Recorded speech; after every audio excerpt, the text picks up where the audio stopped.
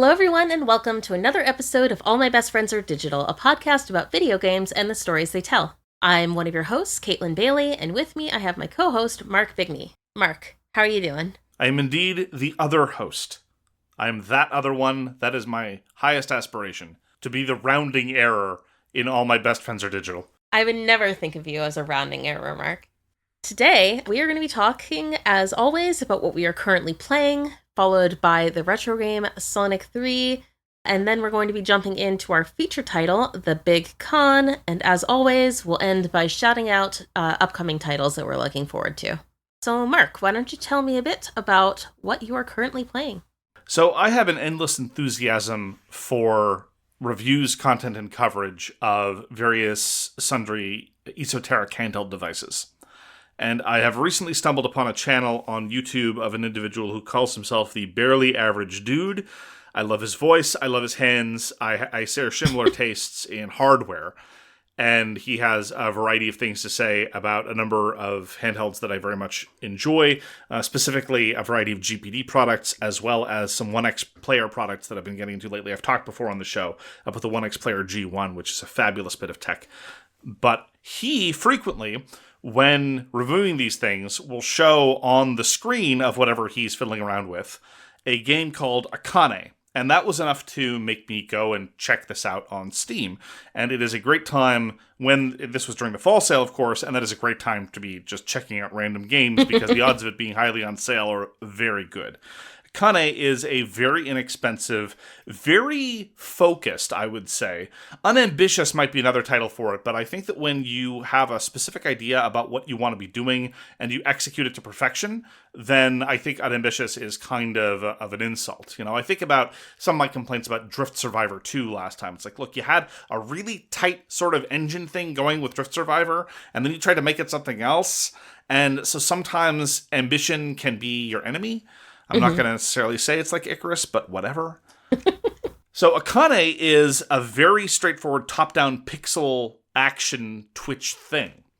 And it is not like Akira, how dare you say so. It is, however, nonetheless a near-future dystopian cyberpunk thing with lots of neon and lots of red motorbikes and lots of gangsters. It's not like Akira, how dare you. Nope. And the logo for Akane doesn't look like Akira at all. So how dare you make those associations? I don't know why you keep bringing this up, Caitlin. It's Akane. It's not Akira at all. It shares nothing with Akira whatsoever. It is extraordinarily stylish. It's one of those games that uses a very minimal pixel aesthetic to great effect. It's got a juxtaposition of, as I said, a lot of neon-soaked billboards for various futuristic products. There's this lovely little bit of colored trail that you leave behind when you dash that is supposed to be representative of the cigarette that Akane is always smoking. And you can, in fact, unlock other cigarette brands to be smoking during the fight, and that changes the color of your dash. Anyway, it's a lovely little flourish. As I said, there's a lot of style going on in Akane, and I very much appreciate that. And when we were talking about Hades 2 last time, I was emphasizing that based on the game design you have, sometimes two techniques is more than you're able to carry on cognitively, and so you just end up mashing the same button over and over. And then sometimes the game design sings and it comes together in such a way that you're effortlessly managing half a dozen different techniques. Mm-hmm. And Akane is a good example of one of those games where I started out being unable to juggle more than 1.5, say, tools at Akane's disposal. This is not a game where you unlock new stuff. You don't, defeat the boss and then get the double jump and what have you. This is a game where Akane has a firearm, a dash, and a sword, and a special ability that you can unlock after killing enough bad guys. But I was, at the beginning, more or less overwhelmed by the intensity of the action because Akane is a game where you make one mistake and you're dead. Because everything dies in one hit, with very, very rare exceptions, and you as a character very much die in one hit. And if you miss a sword strike, or if your stamina bar is empty at the wrong time, you're probably dead. Unless you knew that was coming, and you then use the parry at the right time, or you dash away at the right time, or you happen to have set things up that you can pull out your firearm and get off a ranged shot while you're recovering your stamina. It's a whole thing.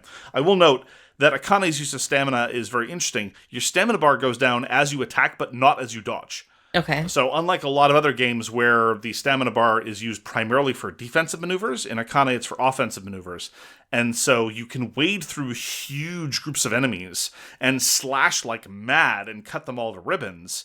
But if at the middle or near the end of that you run out of stamina, you're in serious trouble. So you need to know when to dash away or suddenly hit the parry at the right time. And it's just extraordinarily well done. It's a very, very tight combat engine and very enjoyable. And I find myself, the more I play, really using those other techniques. I started out very clumsy and just only being able to hit things with swords, and finding the idea of transitioning back and forth between gunplay and swordplay very daunting. Then that became second nature. Now I'm getting much, much better at knowing how to dodge, and now I'm getting much, much better at knowing when to dodge and when to parry in between all these other things that I'm doing. And so it starts out feeling more like one of those games with a cognitive load of too many techniques, but as you get accustomed to the frenetic action, you get better at it, and suddenly you're making more and more use of those things that you always remembered from the tutorial. Yeah. You just were too busy panicking to actually use them properly, right? Yeah. And I very much appreciate that. At the start of the game, you are reminded of the various tasks that you could do to unlock other stuff. They will seem utterly impossible. At the start of the game, when I saw the list of tasks, I'm like, okay. And then after playing a couple of games, I looked at the tasks again and said, I will never be able to do any of these. These look impossible. And sure enough, I've done most of those. And now I'm on to the next group. And they seem impossible. And I'm progressing towards these things, getting slightly better over and over and over again. A given game of Akane can be very, very brief. Even now, like I say, you make a mistake and you're dead. Like sometimes, even though now I'm at the process where, in a normal game where I'm not making any critical mistakes, I'm probably going to beat the first boss and probably going to kill about 150 Yakuza dudes by shooting them and or stabbing them. But sometimes I die after 10 because I zigged when I should have zagged and they sliced me to ribbons. It's the nature of the beast. But you're right back in it. This is, as I say, a very focused experience, very quick. It's got the right pacing. It knows what to do with its combat engine. It knows what it's doing, and it does it with a fair degree of style and a very satisfying Twitch-based gameplay loop. And now I'm very curious about the developer. The name of the developer is Ludic Studios. I have a bit of a knee-jerk reaction against the word ludic because in my limited experience, it is a word deployed in board games journalism to identify that the person is very, very smart. And so I have a kind of a violent reaction to the term ludic. It's like, oh, well, the ludography of this particular design. It's like, shut up. Just talk about the games they done did. They done did some games.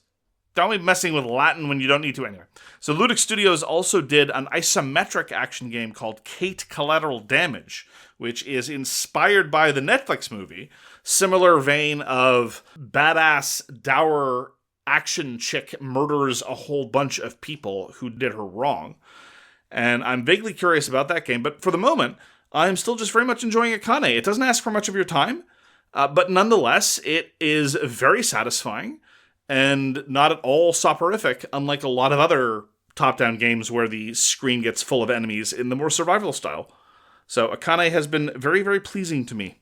So thank you, Barely Average Dude, wherever you are, for indirectly recommending Akane. I also recommend his channel if you're at all curious. And Akane is a great time. I will point out, though, this is something I will have occasion to complain about. There's no cloud saves in Akane, which on the one hand is fine because, again, the unlocks you get aren't particularly consequential. But on the other hand is a bit daunting because the things you do in order to unlock things are so hard. And so, starting again on a different device, and I play lots of devices, and Akane, being that it is not resource intensive and great for just short gameplay sessions, because a given game of Akane might only be over in a couple minutes, it's exactly the kind of thing that's well suited for pick-up play on various devices, and yet, sadly, I feel a bit of a barrier to doing so because there are no cloud saves. Yeah, that's too bad. That sort of thing often bites me on Steam games that were released like before 2020 or so. So that's a bummer. It's weird. I find that it's whenever you're playing a very indie game, especially if it's before 2020, but even after sometimes. Yeah. I feel like I'm playing a little bit of Russian roulette because I've got an ultra-wide monitor and I love cloud saves. And the problem with Both of those features is there's no entry on the Steam page to warn you if either of these are a problem. And it is typically the kind of thing you find out in the case of my ultra-wide monitor. I would never again get this was a hand-me-down from a friend. I got it for a song. I'm very happy with it. Most of my computer technology that is not handheld is hand-me-downs. Yeah. But I would never choose to get an ultra-wide monitor ever again. It is more hassle than it's worth. You load up a game. Sometimes it's even a AAA game or something, and the resolutions are a little bit wonky, and it doesn't really understand, and it just wants to stretch things in unpleasant ways. Or you find out only after having started the game on a device where you don't want to finish it that there are no cloud saves and you're stuck. Yeah, I seem to recall that the Friends of Ringo Ishikawa also did not have cloud saves. I can't say I'm shocked. Which I discovered after starting it on my Steam Deck, and then I was like, yay, I get to play it on my PC now. Oh, just kidding. I ended up still playing it with my monitor, because I did the thing where you can stream stuff from your Steam Deck to your PC, but it felt so silly to be doing that. It's like, I could just be playing the game here, but whatever. I don't know, something about the overall aesthetic of Friends of Ringo Ishikawa, if there were ever a game not to have cloud saves. I feel like it's pretty transparently the Friends of Ringo Ishikawa. Caitlin, what have you been up to lately? So honestly, I've mostly been playing Hades 2. Never heard of it. I'm not going to talk about that today because we talked about it last week, and we'll probably be talking about it some more in a bonus episode later. But, so the thing I am going to talk about is Phasmaphobia. It is a ghost hunting game that it's so janky in so many ways, but in so many ways that I think is absolutely delightful. But anyway, it's multiplayer. My sister has hundreds of hours, I think. I don't think that's an exaggeration in Phasmaphobia, and I do not. I barely know what I'm doing. I am basically her sidekick every time I play. It's a game where you're sent to a location, and you get to vote on which location you want to go to, and it spans from a tiny 3-bedroom house to a huge sprawling farmhouse or a abandoned asylum, stuff like that. There's tons of different levels. Tiny 3-bedroom house. Your privilege is showing. I mean, in the framing of the game, that is the smallest level. Okay? How does it feel to be part of the 1%, Caitlin? From your mansion, looking down on tiny 3-bedroom houses. Real bad right now. But yeah, so you're sent to a location, there is a ghost haunting it, and you have to determine which type of ghost it is, hopefully without dying, because these are very violent ghosts. And then you need to leave. And if you have successfully identified it and not gotten killed, you get paid a bunch of money from your ghost hunting company. I don't know. And then you get to go again. And basically the money is used to buy better and better ghost hunting tools. So you start out with terrible flashlight. My biggest problem with Phasmophobia, maybe not the biggest, one of them though, is Phasmophobia wants everything to be very, very dark. So especially, It seems a little odd, especially when you're first starting out. Be like, okay, you are a ghost hunter, you need to go figure out what this ghost is. By the way, you have the worst equipment imaginable. You have one of those old school mercury thermometers, so you can only tell what temperature it is after you've been in a room for 17 years. You have the weakest flashlight you can possibly imagine. It's a lot. I really don't like things being dark because I like being able to see, which is, I think most people like being able to see stuff in video games, even if they're supposed to be creepy. But anyway, all that aside, there's a bunch of different gear. You can upgrade it.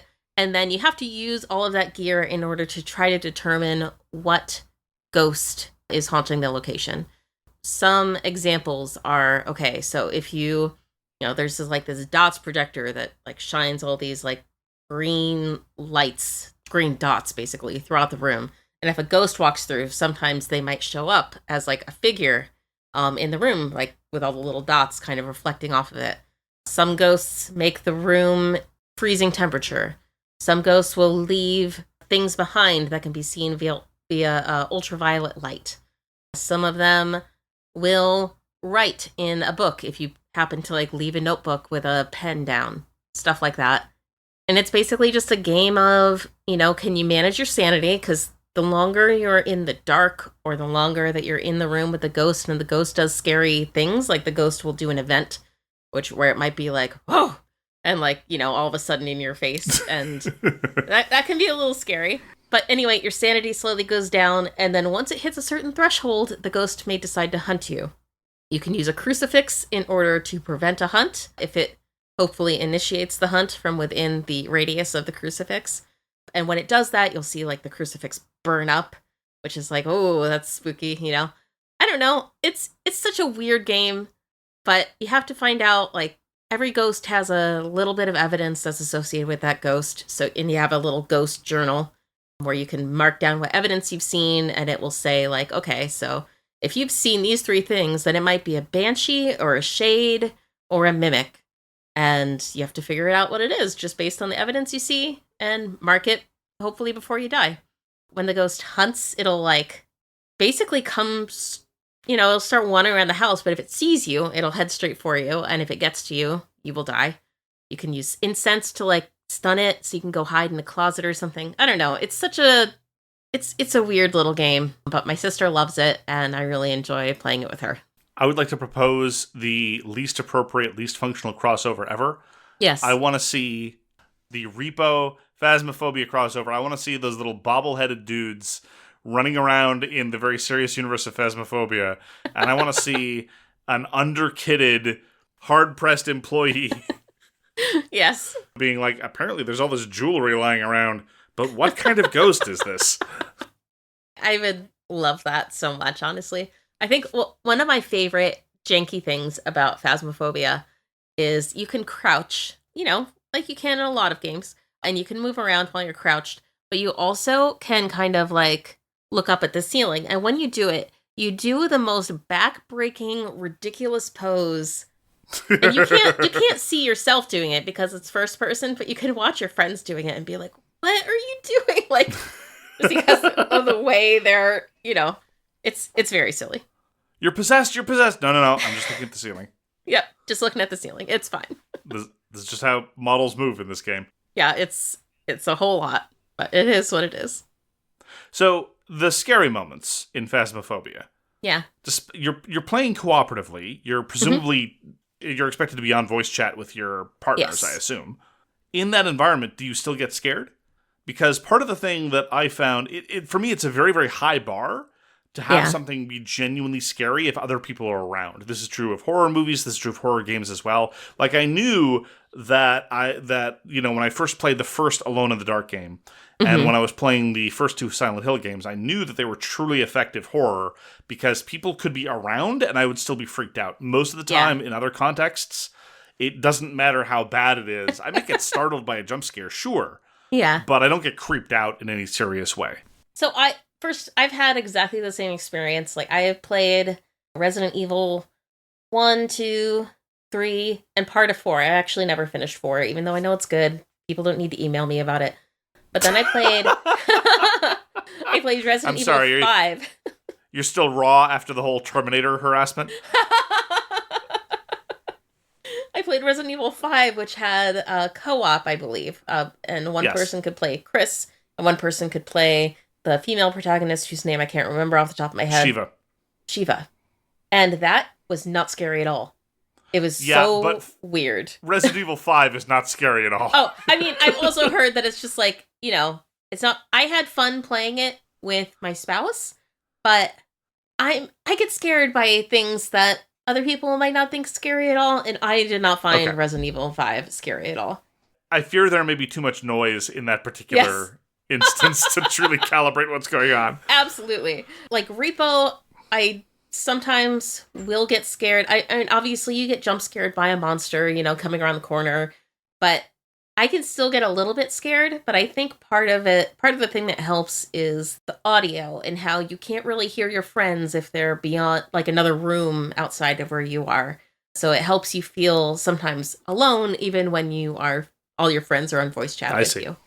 Phasmophobia theoretically also has that, but we use Discord, so we don't have to deal with the the in-game audio. So there is that, because the ghosts can actually hear you and might be attracted to you by your voice, and especially being like a scared young child, I don't like that. So I want to be able to talk to somebody, be like, hey, is the ghost hunting right now, without drawing attention to myself. So in using Discord, you're kind of violating the spirit of the game. Yes, I would say that. You're kind of playing contrary to the expectations that the devs might have about being able to collaborate with your partner without attracting the attention of ghosts. Absolutely. No judgment. Cheating. I just want to try to figure out. Yeah. No. I wasn't. Yeah. No. You say cheating. I say cheating. I said it. Yeah. You said it. It's true. And for what it's worth, like I played Repo in Discord a couple weeks ago, and it wasn't as fun. And I would guess that's the same as for Phasmaphobia, but I'm not at a level of Phasmaphobia of understanding exactly what I need to be able to do and understanding what might attract a ghost's attention and what might not, that I'm comfortable, using the in-game voice chat yet. Do you play Repo with your sister, or is it an entirely different crew? Yeah, I mostly play Phasmaphobia with my twin sister and her husband, and I've played with another person every now and then, but mostly those three. And then Repo, I play with my sister, and then multiple other groups of people. Yeah, the people I call your real friends. Yes, my real friends. Brave of you to admit it. You're my real friend, Mark. You just... Sure. are 3 hours off of my time, and sometimes that makes things challenging. Talk is cheap, Caitlin. You're right. And with that, we're going to move on to our gaming opinions on old school funware segment, what we call GOOF, with Sonic 3. Mark, why don't you tell us a little bit about Sonic 3? Okay, so Sonic the Hedgehog 1 was released in 1991. This was Sega's desperate attempt to have their own mascot in the face of Nintendo that positively shoots mascots out of every orifice with every action it takes. Sonic the Hedgehog 2 was released in 1992 because if you're going to have a mascot, and if you're going to try to make the franchise, you got to have the sequels. You got to pump them out regularly. And of course, Sonic the Hedgehog was very, very successful. And Sonic the Hedgehog 3 was released in 1994, all of them developed by Sega Technical Institute, which was kind of a quasi-American studio after sort of the godfather of Sonic the Hedgehog left Sega proper because he felt like he wasn't being treated properly. There's a lot of drama behind the scenes, some of which I'm fascinated to talk to you about because I don't know if you know about some of the drama. I don't know anything about it. I'm very excited to learn. Oh my goodness. Strap in. The 90s are coming I'm for ready. you. Okay. Even before we talk about the big con, the 90s are here and they have some feelings. So, This is a platform game featuring the eponymous Sonic the Hedgehog, where you play as Sonic the Hedgehog, and you can play co-op, but if you don't play co-op, then the computer will assist you with Miles Tails Prowler. I don't know why Tails gets a full, human name with a nickname, and Sonic the Hedgehog is just nickname animal type. They reverted to form because in Sonic the Hedgehog 3, we were introduced to Knuckles the Echidna, who apparently also doesn't get a human name. Nope. And there's something about gems and Chaos Emeralds, and Sonic can go Super Saiyan, and there's Dr. Robotnik with his Death Egg. He's known as the Eggman in Japanese. Very strong egg thing. Anyway, it's a game where you run real fast. Yes. Caitlin, what are your thoughts on Sonic the Hedgehog 3? Okay, so before I truly get into my thoughts about Sonic the Hedgehog 3, I need to describe my arduous journey to actually get to play Sonic 3. So there were some initial hiccups because I don't use my retro setup often enough to remember all the things that I need to do. So, I forgot to turn on the HDMI switcher. It's fine. Got that figured out. Finally got Sonic 3 on the TV, and I was like, yes, this is cool. Oh, and I was like, oh man, it can be 2-player. And Kerrigan was like, I want to play Sonic. So I was like, okay, great. We have to find another controller. So I went looking through, the boxes to figure out where my second Sega controller was. I found it. I went to go plug it in. And while I was plugging it in, the game froze. And I was like, that's weird. Why did it freeze? And then I tried to switch the power off and switch it back on. And the power never came on. I somehow killed my Genesis. Oh. The button feels a little bit... it kind of slides around a little bit in there, and I remember it making a click when it used to turn on, and now I can't get it to click. So something happened, and this was earlier today, so I did not have the time to take this apart and figure out what went wrong. So that's a journey for another day. So I was like, okay, fine. I still want to play this with my kid, So I got an emulator set up on my PC and, got their controller plugged in and we mapped all the buttons and it's like, okay, we are ready to play. And I wanted to describe all of this to say, I don't think any game could have lived up to the amount of effort that it took for me to be able to play it. The defining quote between Kerrigan and I was, I said, the 2-player implementation doesn't seem very good. And Kerrigan told me, yeah, it's very bad. Okay. 2 tails down on the multiplayer version. I was reading a lot about what people thought of the multiplayer in Sonic 3, and the common thread between many of the people talking about how they liked it was, I was able to give it to my son, and it didn't matter if he was very good at playing. Or, it's basically like, yeah, they can do a few things, but, they can't game over for you. Only Sonic's bad choices will result in a game over.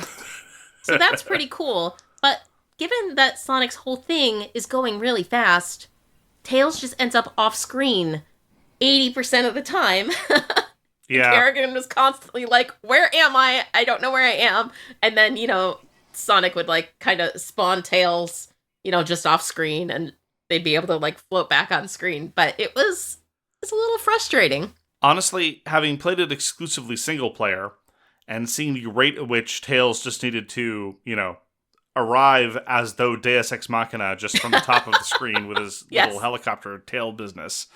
Being like, oh, welcome back. Frankly, I would have been very, very happy if Tails did not exist in Sonic 3, mostly because of how much I hated all the sound effects in Sonic the Hedgehog 3. Uh-huh. The jumping sound. Sometimes it was so bad when we were on the same screen, this is particularly true during boss fights, I would jump to bop the boss, and I'd even start to brace myself for hearing the sound of Tails jumping, because Tails just mirrors your inputs just a little bit afterwards, and I just hated those noises so much. I wish that Tails didn't bother. I'd be like, just go take a breather, buddy. I'll take this one. Yeah. Oh, that's so sad. I didn't notice any particular thing about the sound effects, but it probably helped that it wasn't echoing every single thing I did. Well, since we're talking about the sound, we might as well talk about the music design. Okay. Because guess who is an uncredited music designer for some proportion, although reports differ, on Sonic the Hedgehog 3? Who? This is a recording artist, you might not have heard of him, Michael Jackson. What? So Michael Jackson, after having collaborated with Sega on a couple of video games bearing his own name, so there's Michael Jackson's Moonwalker, the arcade version actually isn't half bad. And then there's the Genesis version and the Master System version, very different games. He was also a big Sonic fan. And so he decided to design a whole bunch of music. So some music was recorded. There was a whole bunch of music designed. A lot of his collaborators and his producer were intimately involved.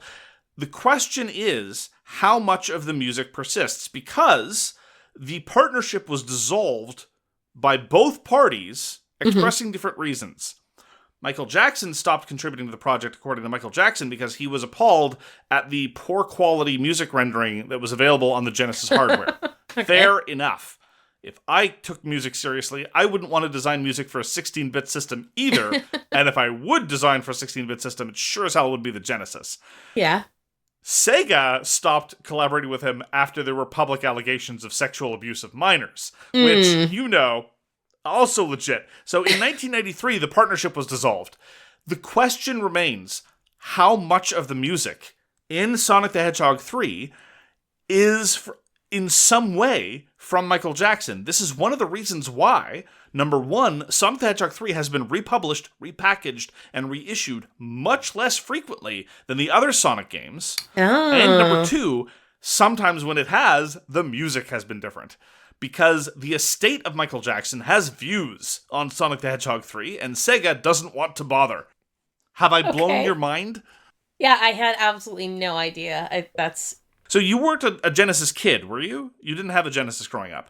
No. In fact, I'm trying to remember. I don't think any of my friends had one either. And of course, I was aware of the Genesis existing.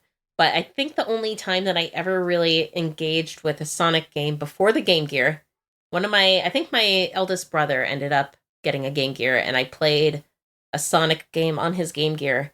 And it was really cool, But it was also really funny because as soon as you move, the whole screen is just blurry and you couldn't see anything.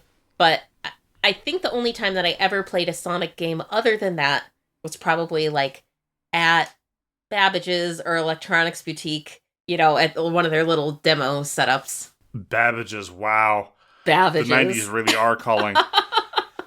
So I wasn't a Genesis kid either, but because I was an arcade kid of the 90s, I do have a lot of affection for a number of Sega properties, and I was very jealous that people who had the Genesis could play very good ports of Altered Beast, of Golden Axe especially, and a variety of other titles that I cared a lot about. But I confess, all of my experiences, and I probably had similar like mall-based exposure to various Sonic games, I never understood the appeal.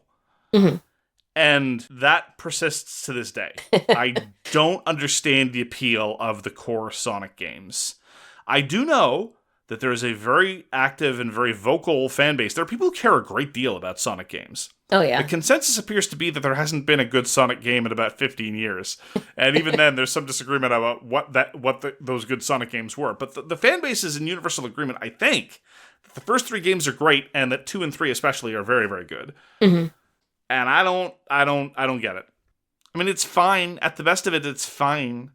Like, so you talked about the Game Gear. The moment you move, then the blurry graphics take over, and you can't see what's going on. Yeah. So this is a game primarily about speed. This is kind of the differentiating aspect, and I will freely grant that when Sonic's limbs are pinioning at their fastest little rate, and you're whizzing by, it's kind of technically impressive. Yeah. The loop-de-loops are kind of fun. There's this little bit in the first world where Sonic runs in the interior of a tree, and that's visually cool. Oh my gosh, I got stuck there because I didn't realize you have to keep hitting the forward button. Oh, you were trying to rotate the directionality based on where he was in the tree? Yeah, and then I kept falling, and I was like, what is going on? How do I get up this damn tree? Well, I think it's telling that the moments that with Sonic 3 that I had the most fun were ones where I was just mindlessly holding the right direction button and going, ooh, that's fast.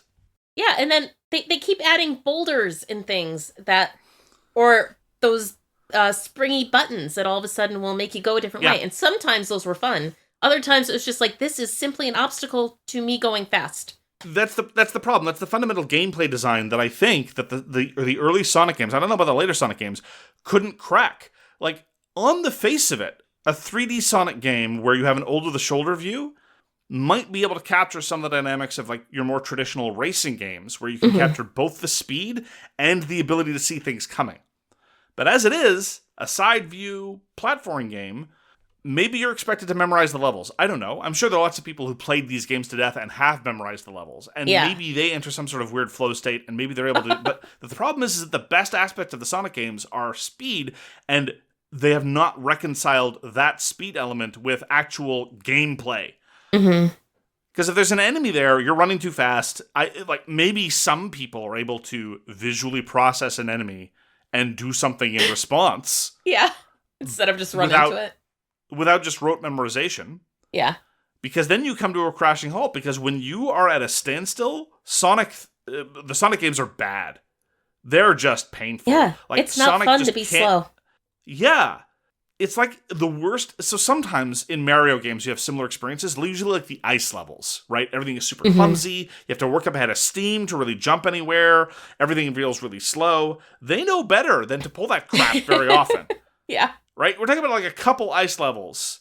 Sonic the Hedgehog, at all times, when he's not running fast, one thing in particular appalls me every time, and it just makes me legitimately frustrated. Yeah. If there's the slightest incline. The slightest incline.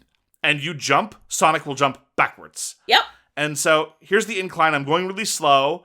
My normal platform instincts kick in. I'm like, oh, okay, well, if I jump, I could probably make better progress. No. You're just going backwards. And you get to start the whole process over again. Yes. I learned that when I was trying to climb that damn tree trunk interior. That I had to go back up the hill in order to get enough speed to presumably, bounce back and forth off the interior walls. And I indeed tried to jump to get up there faster and instead went backward and was like, awesome. So I just have to hold left and eventually speed up. In its defense, the Sonic games, as of Sonic 2 and 3, could do the thing where if you're at a standstill, a literal standstill, if you're moving even the slightest bit, this won't work. You can crouch and hit the button. I'd say the jump button, but there's only one button in the Sonic games. Whatever, it doesn't need more than one button. That's fine. I learned about that criticism. in level it's 2. Fine. Yeah, but it's still super clumsy because sometimes that'll get you where you want to go, and sometimes it doesn't. Like, I never really got familiarized with the Sonic movement system. Yeah. But most of the time, I just didn't care. Because it felt like a badly designed platformer. I knew that it was doing a thing. Like, it's doing a thing. It wants the speed to matter. It wants you to have a good gameplay reason to go up to speed. Mm-hmm. But it just felt like I was being penalized much of the time, and I did not enjoy that aspect. Me either. And so I didn't get particularly far. I made it some amount through, I guess. But I ended up getting stuck on a level where a bunch of the level was underwater. And Sonic can't breathe underwater, so he eventually will drown. And that's grim. I suspect you don't have to end up underwater, but I was going fast. I was going over like all these like spinning wood platforms, and I made it across both of them, and I was like, yes! And then I hit one of those damn bouncy buttons, and I got ejected the other way, and then I fell through, and I ended up in water, and didn't get out in time. It was not fun. Yeah. I also really didn't like the way water was rendered in the Sonic games. Like, I don't tend to put heavy-duty shaders on everything. There's a whole bunch of people in the emulation community that swear by shaders because they want everything to look like their old CRT television from back in the day. They want the screen to look curved. They want things to look blurry in the right way. They want everything. I've never really had that impulse. Yeah. But playing the Sonic games, specifically Sonic 3, because Sonic 3 was at an awkward moment. Sonic 2, for what it's worth, I haven't played as much, but it looks a lot better because they're not trying to do the pseudo CGI thing that Sonic 3 sometimes is with that awful, ugly-looking, pixelated sheen that they give him in some of the intro bits, and also some of the water effects. It's just ugly. And I have to imagine that on older televisions, it would look less terrible. And for the first time in my emulation life, I was vaguely curious about fiddling around with some shaders to try to make this look better. Yeah. I guess we're not Sonic people. I think that's the case. So, I mean, I genuinely think it's very fun to go fast. But it is. Sonic games want me to have obstacles to going fast. And maybe the idea is we're supposed to figure out how to not run into those obstacles. I don't know. But I would be having fun briefly and then stopped. And the stop was not brief. So apparently Sonic Adventure 2 is really good. And it's kind of an over-the-shoulder view. You're going really fast. You can kind of see things coming and try to avoid them or run into them, case depending. That I'd be curious to try. Any other 3D Sonic or any over-the-shoulder Sonic view, where again, which manages the speed with a degree of control, I'd be curious to try that. But mostly what I got was the sense that I would rather be playing Excite Bike or Motocross Madness. Right? Motocross Madness in particular, those old games, you get to do lovely loop-de-loops and cool stunts and stuff like Sonic does. Yeah. And you get the joy of going fast, but at the same time, it's designed around you being able to see the track and knowing what to do. And so, it has that tricky gameplay bit that I was talking about before. Yeah. And I actually was compelled to boot up the first Motocross Madness game I ever played, which was in the original Game Boy.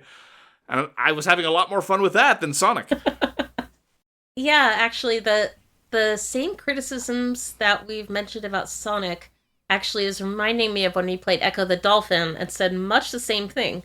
Going fast in the ocean is fun, and then you can't see, though, and you're in the middle of the screen, and you're inevitably going to hit something that damages you, and that part isn't fun. As an unreconstructed PlayStation and Dreamcast fan, it turns out, Caitlin, that the thing I never thought I was going to be is true. I guess I'm just a Nintendo shill. Because if you don't like Sonic and you don't like Echo the Dolphin, that can only mean one thing. Yep. It's got to mean you're a Nintendo shill. Yeah, I'm sorry you're learning about this right now, Mark. It's a voyage of self-discovery, Caitlin. Is there some sort of support group that I can join? There might be. It's called the Internet. The Internet. Support group might be. That's where all the Nintendo fans hang out. I seek zero media about the Switch. I am exposed to lots of media about the So Switch. much media about the Switch. Okay, that does it for Sonic the Hedgehog 3. We're going to take a quick break for some ads, and we'll be right back. And we're back. Now we're going to be discussing our feature game, The Big Con. Mark, why don't you tell us a little bit about the story of The Big Con? So The Big Con was designed by Mighty Yell and published in 2021. When we founded this podcast, I didn't know that Caitlin was going to be surreptitiously suggesting indie games that were CanCon to me the entire time. But The Big Con was produced and published in Ontario, which is in Canada, which is in North America, which is in Canada. And we are introduced to Allie. Allie lives in the 1990s. We know this because Allie simultaneously bridges the great divide of the 1990s, which is neon on the one hand and plaid on the other. Mm-hmm. And she brings them together all in one glorious collision.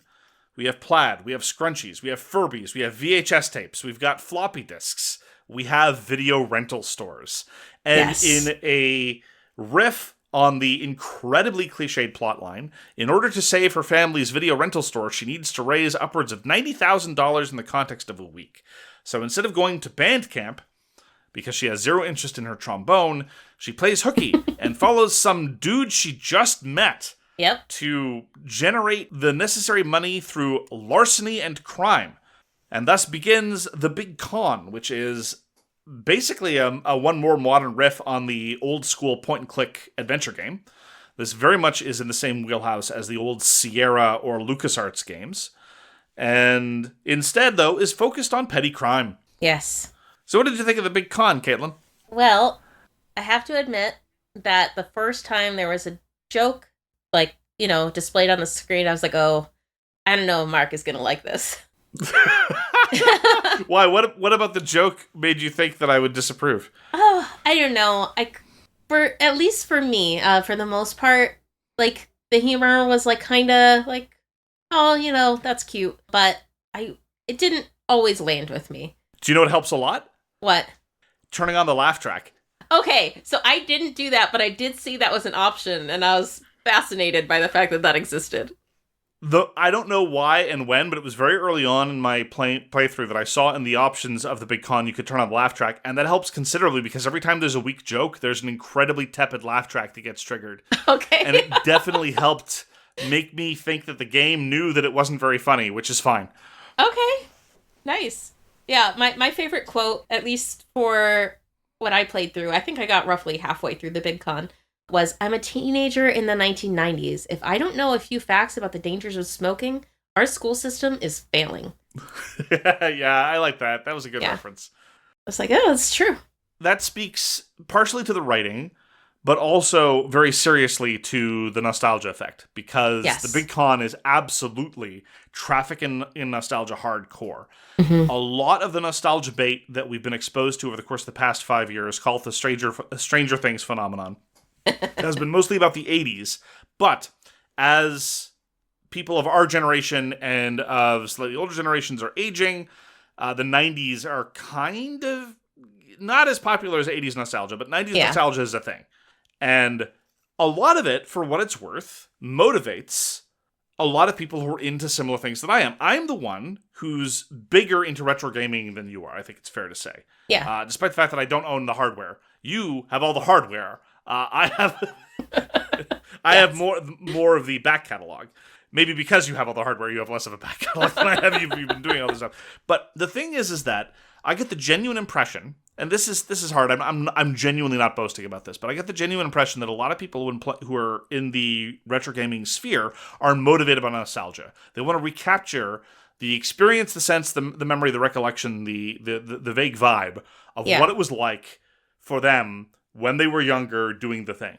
Yeah. And I sincerely do not believe that motivates me when it comes to playing retro games. Mm-hmm. And I know this because I've gone back to play some of the games that I played a lot when I was younger, and it's like, this is bad. And just put it to one side, right? Okay. No. Yeah. I am into retro games because I want to play games, not because I want to play the games that I played from before. Yeah. And I have a fair degree of enthusiasm for the art style of older games. I think Neo Geo games look great. Mm-hmm. And I think contemporary games done in that aesthetic look great. And So when the big con was like, we're here for nostalgia, I'm like, I know what you mean, and I don't really care. Like, when they're making fun of it, I actually appreciate it. When they're kind of undermining their own sense of nostalgia, that's cool. Like, that crack about smoking education was I thought, pretty neat. You know, some of the things from my childhood, I just don't have any interest in anymore. And some things I do, right? Like, I was big into G.I. Joe and Transformers when I was a kid, right? Contemporary middle-aged Mark does not care at all about G.I. Joe. Yeah. But I still like Transformers. So there's some, like, it's weird. Like, I don't really care about nostalgia that much, but I get the impression that a lot of people really do. So what's your attitude towards nostalgia in general and as exemplified in the big con? In general, nostalgia works on me big time. I mean, there's a number of the games that we've even played on the podcast, you know, I purely just wanted to play again for nostalgia's sake, such as what is Dino it? Wars Destruction of Spondylus? Oh, well, greatest game ever made? Greatest game ever made. And The Legend of the Wizard, or whatever it was called. Legacy of the Wizard? Yes. Yep, that was another nostalgia one for me. And I played it way longer than I would have otherwise because of that nostalgia. But I don't necessarily feel any... I don't have any, like, you know, warm, fuzzy feelings about the 90s in general. It's like, I enjoyed the aesthetic of the big con. Some of the, like, little throwbacks I thought were kind of funny. But I don't, like, as an era, it's like, yes, it's the 90s. Okay, like, I get it. Thanks. We can move on. Yeah, like, I would see a VHS tape and like, yeah, I remember VHS tapes. Yeah. They didn't have very good quality. I have no fond recollections of them qua medium at all. Whereas a lot of people are like, ooh, I need to get a working VHS player so I can watch it on the original VHS tape on my CRT television. Like, nah. Yeah, see, my sister and I collected all of Neon Genesis Evangelion back in the day on VHS because it wasn't available in another format at the time. And we got a whole 2 episodes per $30 VHS tape. I have no idea. We did not have jobs, so my parents actually, like, bought these for us. I don't understand why, because they probably should have said no. But regardless, we watched those all for tapes. You to not understand what happened at the end? Right, yeah. But we watched those tapes to death, to the point where they degraded within just a few years. And we started getting, you know, like, it wasn't good. It just, VHS is maybe bad. Like, it's okay to realize that we have moved forward as a society and we don't need to use the same crappy technology. So moving on from your parents' foolish decision to waste upwards of $350 in 1990s Evangelion tapes. Yes. Did you enjoy playing the big con? So the big con made me feel like a huge Care Bear because I didn't like stealing from all of these random people. I know! I felt really bad every time. I felt terrible! Like, somebody helps me out, and I'm like, wow, cool, thank you. And then I pickpocket them and take another $80. Like, it feels wrong. It feels like those times when you finish the BioWare game saying, oh, I'll play a Renegade this time, exactly or whatever. Like that, yes. And I last about a half hour because I don't want to be a jerk. Now, to its credit, the big con tries... So there are a couple of elements of context to which I'm very sympathetic. One of them is that Allie is a teenager in exigent circumstances. Mm-hmm. And teenagers in exigent circumstances tend to do monstrous things without thinking about it too much. Yeah.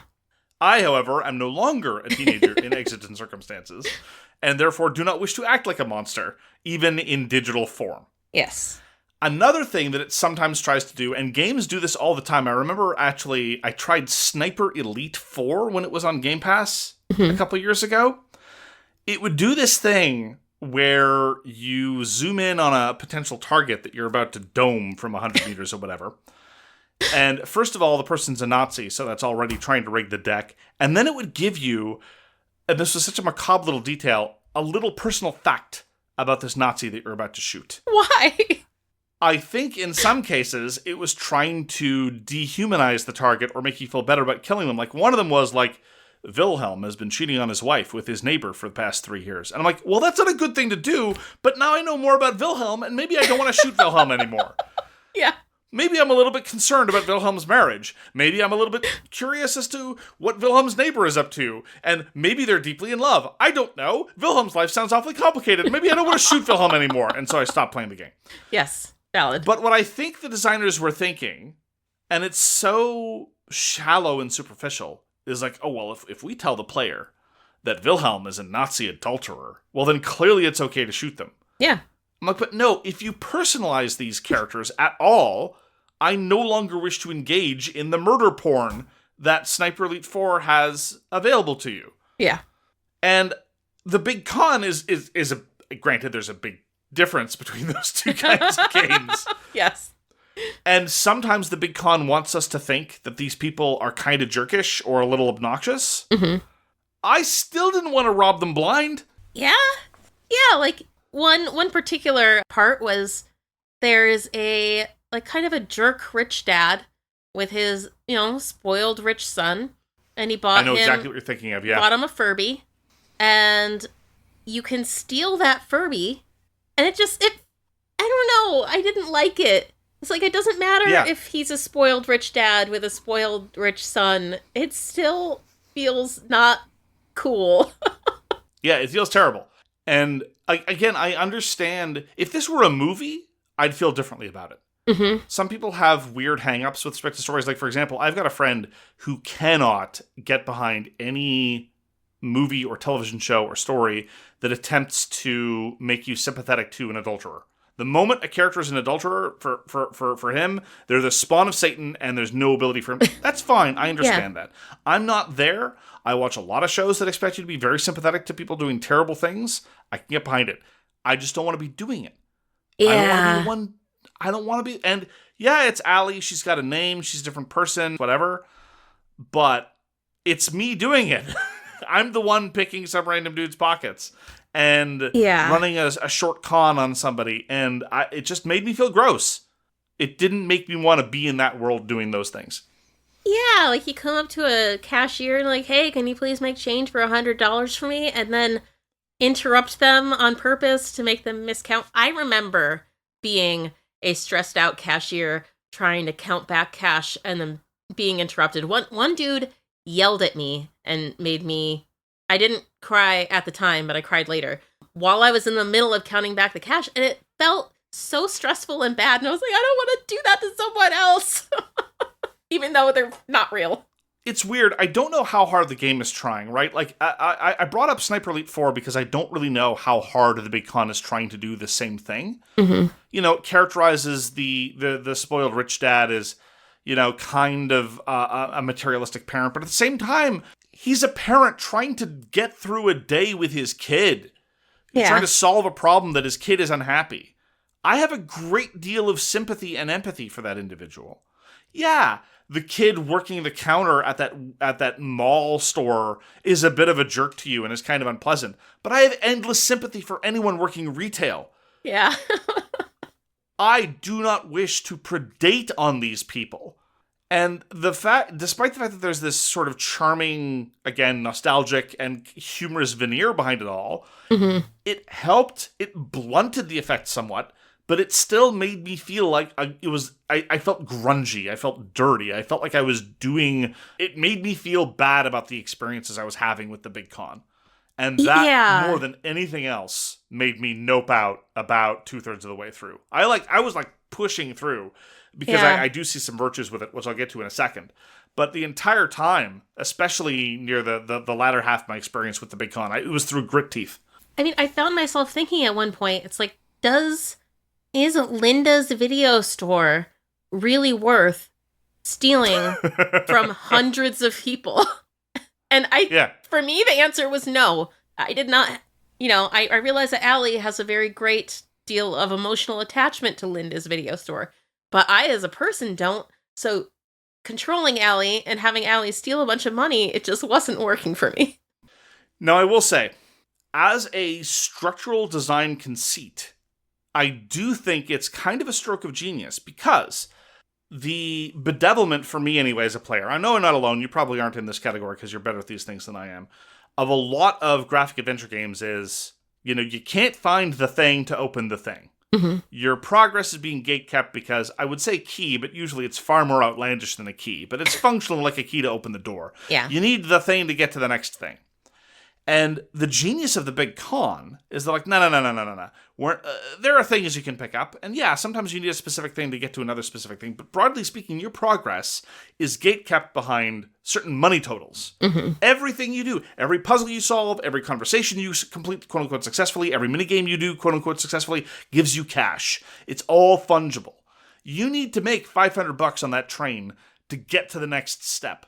How you get there, we don't care. Maybe you won't be able to finish that puzzle. Maybe that thing you can't figure out. That's cool. You don't need to. There's something else you can do. And it's all equivalent. And as a structural element, I thought that was such genius because it means that you have a certain degree of freedom and the game keeps its forward momentum. So I thought that part was just really well conceived. I completely agree. I liked that a lot. The one part of the game that I didn't appreciate was that I understand from like a design point of view that when you're about to go to the next area, you need to sell all the stuff you currently have in your bag. And I totally get it. It's fine.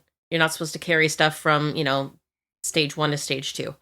But what I did by accident, so I talked to the pawnbroker dude and I gave him all the things he wanted. And then I accidentally ended up selecting to sell the other stuff in my bag. There was no way after selecting this to be like, oh, oops, nope, just kidding. I kind of expected there to be like hey, are you sure you want to sell all of your stuff? Are you all done? But no. So I sold all my stuff, and I was in the middle of doing 3 or 4 different things, and the pawn guy had all of my stuff, and I could no longer progress with the story. Or at least with that particular thing. It felt bad because it was an accident to have clicked it, but I didn't have a save from earlier. Like, I couldn't undo it in any way that I'm aware of anyways. That's strange. That might actually have been a mistake because in all the times when I had the opportunity to sell off the remainder of my inventory, it was just as I was transitioning to another chapter. I didn't even really have the ability to go back and do anything else, much less interact with ongoing quests.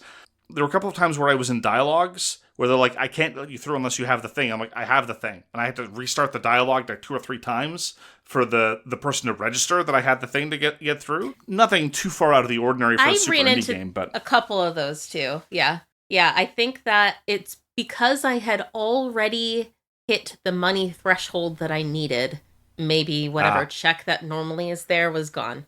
So I couldn't, go find the Furby that got thrown out of the... Well, actually, maybe I could have found Furby that got thrown out of the train. But I couldn't finish the shoe polish quest and a bunch of others because I accidentally sold it all. So, whoops. Sure, I mean, the game does escalate. The amount of money that you make in the first stage is peanuts compared to the amount of money you make in the second, and so on and so forth. And so it's not like you have serious progress concerns, but I can definitely understand a feeling like you'd been shuffled along faster than you'd like. I quite liked the forward momentum of the big con, and it helped me momentarily forget about all the terrible people I'd wronged. Yeah, I mean, one of the people that I bamboozled was some person who just was really excited to share art with somebody else.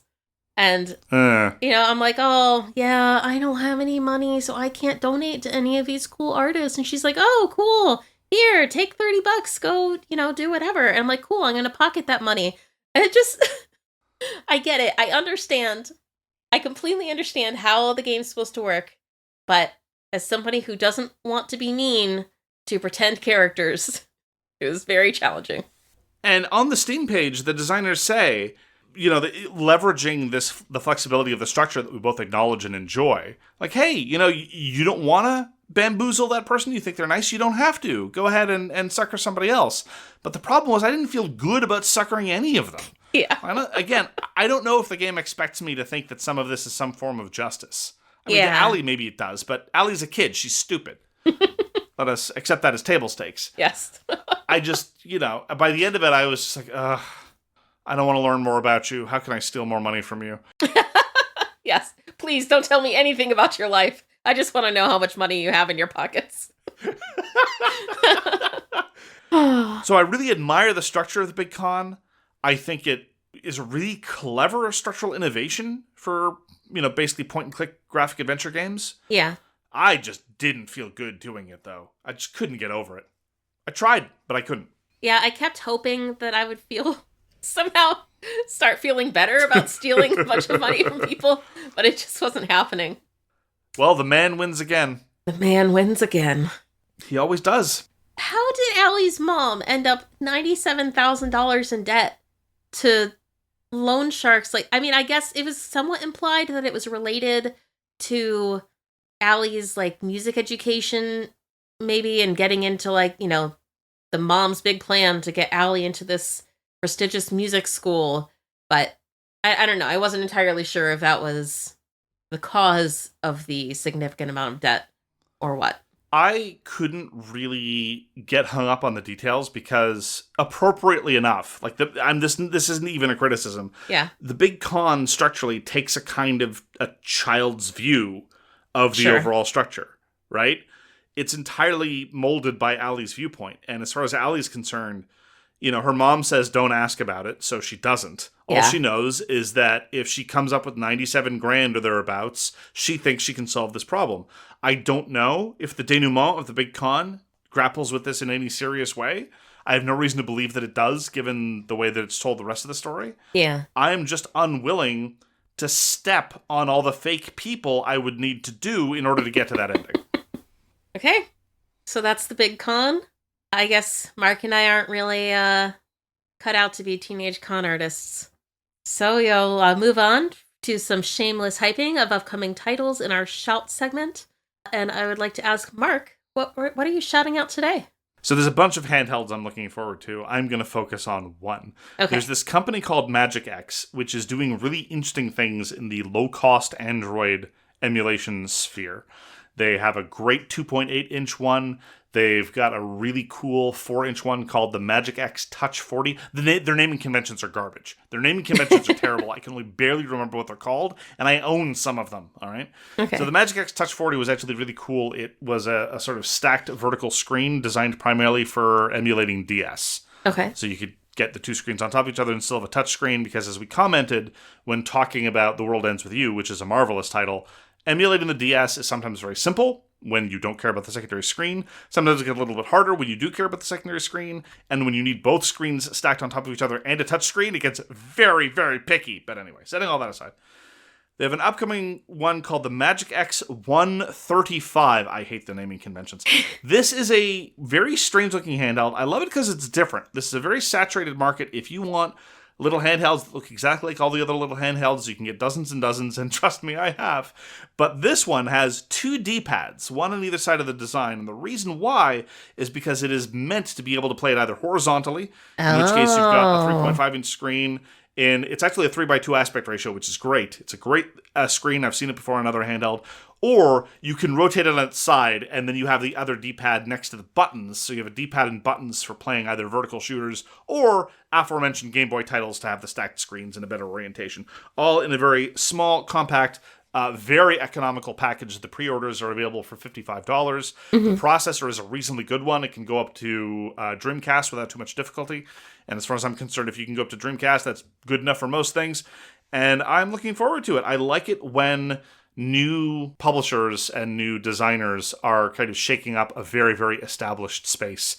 And MagicX is definitely doing that. I just wish they named their products better. But I will absolutely be pre-ordering a MagicX 135, if for no other reason than because the fact that I'm in Canada for now, and I won't have to worry too much about tariffs.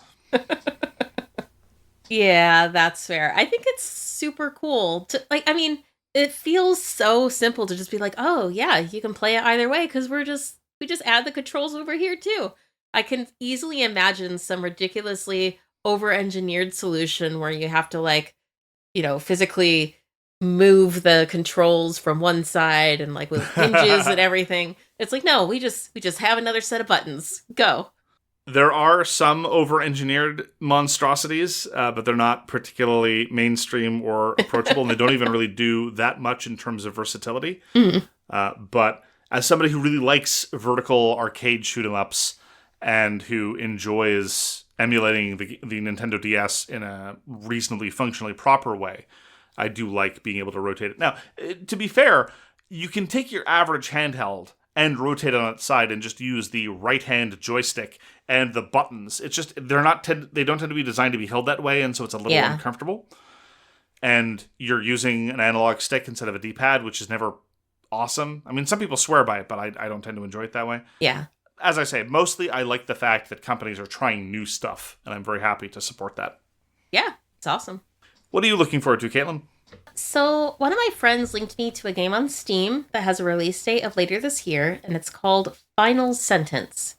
It calls itself a typing-based battle royale, and it has a free demo available. So, I downloaded it and tried it out. These weird typing games. I love it. I know.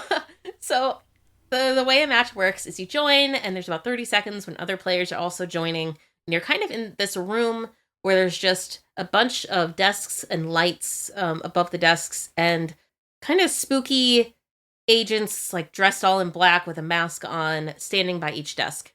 And as people log in... Dude, this is dark. I know, it's a lot. As people log in, the lights turn on, and the characters that's sitting at the desk kind of sits up. And anyway, the whole thing is that you have to type some sentences on your typewriter, and you have to type them accurately, because if you make a mistake, you have to start the sentence or the phrase over from the beginning. And if you make 3 mistakes during one round of the match, then the agent next to you plays a game of Russian roulette and gets to figure out if you die or not. Imagine the most gormless, they're even represented in a different graphical style, the most gormless kind of doughy office worker kind of dude with the cheap tie and the glasses and everything, desperately typing, making a mistake, and then visibly begging for their life in the face of this implacably iron-masked dude in a trench coat with a gun who then shoots him mercilessly in the face. This is dark. It's very dark. But I have to say, it was nice for me to feel like I had a skill that was transferable to a multiplayer game. You know, I don't need the reaction time of a 14-year-old. Like, it was great. I think I won 3 or 4 of the 5 matches that I played in the demo. The first 3 are just tutorial. But, I mean, if you look at the reviews, I think it's pretty clear from many of the reviews who is, like, a fast typist and who is not. Because some of those people are just like, oh.